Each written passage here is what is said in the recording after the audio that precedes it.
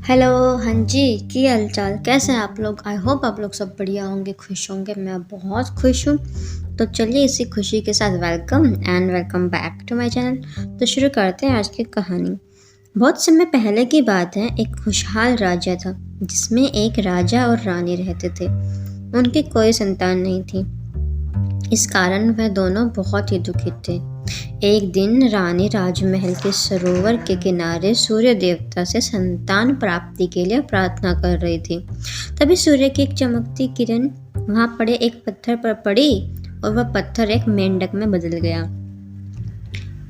मेंढक ने भविष्यवाणी की कि 1 वर्ष के अंदर ही रानी एक बहुत सुंदर बच्ची को जन्म देगी। मेंढक की भविष्यवाणी सच साबित हुई और 1 वर्ष के भीतर ही एक बच्ची को जन्म दिया रानी ने। वह बच्ची बहुत ही सुंदर थी। उसके मुख पर सूर्य की किरणों के समान चमक थी। राजा रानी छोटी सी राजकुमारी को देखकर खुशी से झूम उठे। उन्होंने उसका नाम रोजामांड रखा। रोजामांड के जन्म की खुशी में राजमहल में एक बड़े भोज का आयोजन किया गया, जिसमें राज्य की संपूर्ण प्रजा आमंत्रित थी। सुनहरे वन में रहने वाली परियों को भी उसमें न्योता दिया गया। सुनहरे वन में 13 परियां रहती थी, लेकिन राजा रानी ने एक गलती कर दी। उन्होंने सिर्फ 12 परियों को ही आमंत्रित किया। 13वीं परी को वो भूल गए। राजभोग बहुत धूमधाम से संपन्न हुआ। उपस्थित लोगों ने रोजामांड को ढेरों उपहार और आशीर्वाद दिए। जब परियों की बारी आई तो उन्होंने जादू से न सिर्फ रोजामांड को अनमोल उपहार दिए, बल्कि कई जादुई आशीर्वाद भी दिए। किसी ने बुद्धिमत्ता का, किसी ने सुंदरता का, किसी ने दयालुता का, तो किसी ने धन का आशीर्वाद दिया। यह सिलसिला 11वीं परी तक चलता रहा।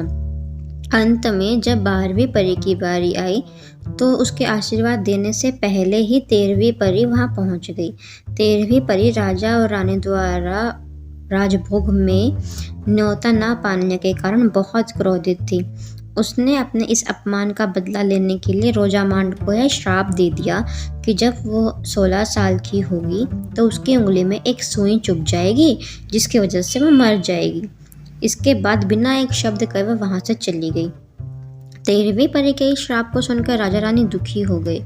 दोनों ने परियों से इसे समाप्त करने का निवेदन किया, लेकिन परियों ने उन्हें बताया कि दिया गया श्राप समाप्त नहीं किया जा सकता। यह सुनकर वह ज्यादा दुखी हो गई। तब 12वीं परी सामने आई। उसका आशीर्वाद देना अभी बाकी था। उसने राजा से कहा कि यह सच है कि 13वीं परी के श्राप को मैं समाप्त नहीं कर सकती, लेकिन अपने आशीर्वाद से उसे कम जरूर कर सकती हूँ। उसने रोजामांड को आशीर्वाद दिया कि वह 16वें जन्मदिन पर जब उसको सुई चुभेगी तो वो मरेगी नहीं, बल्कि 100 सालों के लिए एक गहरी नींद में सो जाएगी। राजा ने 12वीं परी को धन्यवाद दिया, लेकिन रानी अभी भी उदास थी। उसने परी से कहा, मेरी इच्छा है कि मैं रोजामांड का विवाह किसी सुंदर और वीर राजकुमार के साथ होते हुए देखूं, लेकिन यह संभव नहीं, क्योंकि जब रोजामांड 100 साल बाद नींद से जागेगी तो हम तो उस टाइम तक जीवित नहीं रहेंगे। रानी की यह बात सुनकर 12वीं परी ने कहा, रोजामांड के सोने के कुछ समय बाद ही राजा रानी सहित राज्य की सारी प्रजा, पशु पक्षी भी सो जाएंगे और वह तब तक सोते रहेंगे जब तक रोजामांड सोती रहेगी। रोजामांड की नींद तभी खुलेगी जब एक सुंदर सच्चा प्यार करने वाला राजकुमार उसे चूम लेगा। इसके बाद सभी प्रिया वहां से चली गई। 12वीं परी के आशीर्वाद से राजा रानी को थोड़ी राहत मिली, लेकिन अब वह रोजामांड के भविष्य को लेकर चिंतित थे। उन्होंने सैनिकों से कहा, राज्य के सारे चरखे, सुइयां सब नष्ट कर दो, ताकि रोजामांड उस दुष्ट परी के श्राप के प्रभाव से बच सके। धीरे धीरे समय बीतने लगा और रोजामांड बड़ी होने लगी। वह सुंदर, दयालु और बुद्धिमान थी, ठीक वैसे ही जैसा परियों ने उसे आशीर्वाद दिया था। राज्य के सभी लोग उसे बहुत पसंद करते थे। वर्ष बीतते गए, आखिरकार रोजामांड का 16वां जन्मदिन आ ही गया। उस दिन पूरे राजमहल को सजाया गया और बड़े भोज का आयोजन किया गया। शाम तक कोई अनहोनी नहीं हुई, बस रानी के पिता का पत्र आया कि उनकी तबीयत बहुत खराब है। राजा रानी अपने विश्वास पात्र दासी डायना को रोजामांड का ध्यान रखने के लिए हिदायत देकर रानी के पिता को देखने चले गए। शाम का समय था। डायना रसोई में काम कर रही थी। डायना को व्यस्त देख रोजामांड महल में बगीचे में आ गई और खेलने लगी। खेलते खेलते उसकी नज़र एक फूल पर पड़ी। फूल पर बैठी बहुत ही सुंदर सुनहरी तितली उसने देखी। उस तितली को देखकर वह मोहित हो गई और उसे पकड़ने के लिए उसके पीछे भागी। तितली उड़ती ही जा रही थी और रोजामांड उसके पीछे पीछे भागती चली जा रही थी। अतः वह तितली एक पुरानी ऊंची मीनार में घुस गई। रोजामांड भी उसके पीछे पीछे मीनार में चली गई। उस मीनार में गोलाकार सीढ़ियां बनी हुई थी। तितलियों का पीछा करते करते रोजामांड सीढ़ियां चलने लगी। चढ़ते चढ़ते मीनार के सबसे ऊपरी हिस्से में पहुंच गई। वहाँ एक छोटा सा कमरा बना हुआ था। उस कमरे में देखा उसने कि एक बूढ़ी औरत चरखा चला रही है। रोजामांड ने अपने जीवन में चरखा कभी नहीं देखा था। उसने पूछा, ये क्या है और तुम क्या कर रही हो? बुढ़िया ने जवाब दिया, मैं चरखे पर सूत काट रही हूँ। और यह वही औरत थी जो कि दुष्ट परी थी। उसने रोजामांड को चरखा चलाने के लिए उकसाया। रोजामांड ने भी अपनी उत्सुकता से उस चरखे को चलाया। एक नुकीली सुई उसकी उंगली में घुस गई और वह वहीं गिर पड़ी और गहरी नींद में सो गई। उधर जब राजा रानी राजमहल वापस लौटे तो उन्होंने डायना से रोजामांड के बारे में पूछा। डायना के पास कोई उत्तर नहीं था। राजा ने सभी सैनिकों को आदेश दिया कि रोजामांड की खोज करें। वे स्वयं भी रोजामांड को ढूंढने के लिए निकल गए। पूरे महल की छानबीन करने के बाद रोजामांड कहीं नहीं मिली। फिर वो खोजते खोजते एक पुरानी इमारत में उसी में पहुंचे जहाँ उसे रोजामांड को सोते हुए पाया। वह समझ गई कि दुष्ट परी का श्राप है जो पूरा हो गया है। रानी दुख के मारे जोर जोर से रोने लगी। रानी ने राजा को समझाया कि कुछ देर बाद हम भी सो जाएंगे, इसलिए अभी के लिए रोजामांड को महल में लेकर चलते हैं और उसे उस दिन के लिए तैयार करते हैं जब एक सुंदर राजकुमार उसे नींद से जगाने आएगा। रोजामांड को महल में ले जाया गया। उससे तैयार करके एक खूबसूरत बिस्तर पर लटा दिया गया। वह सोती हुई भी बहुत सुंदर नजर आ रही थी।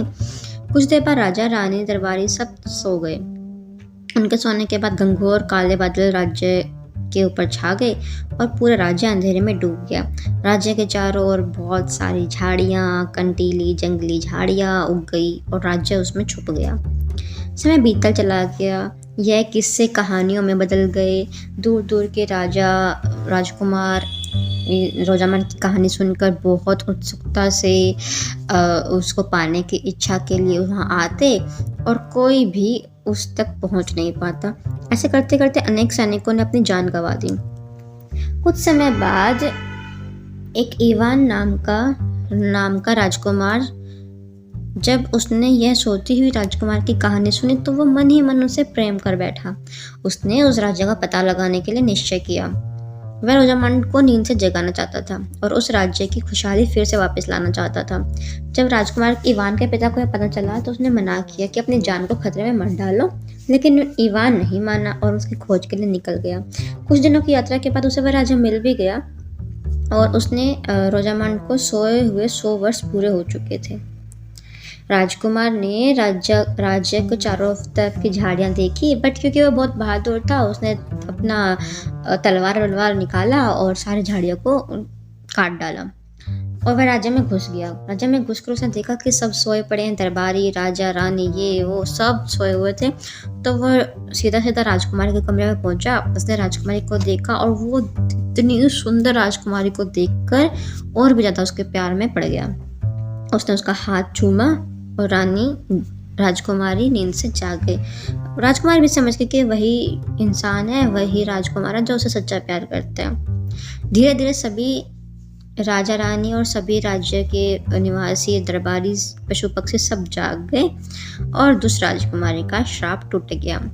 इवान ने राजकुमारी से विवाह का प्रस्ताव रखा और राजा और रानी ने भी वह विवाह का प्रस्ताव स्वीकार किया और उन दोनों की हंसी खुशी से शादी कर दी। आगे जाकर दोनों का 2 दिन बाद रोजामांड का और राजकुमार इवान का विवाह हो गया और वो खुशी खुशी से रहने लगे। कहानी यही समाप्त होती है। आई होप आपको ये कहानी पसंद आई होगी। अगर आपको ये कहानी पसंद आई हो तो लाइक करना, शेयर करना और अगर आप चैनल पर नए हो तो सब्सक्राइब करना। Thank you so much for watching. Till then मिलते हैं अगली वीडियो के साथ। Till then bye bye, take care.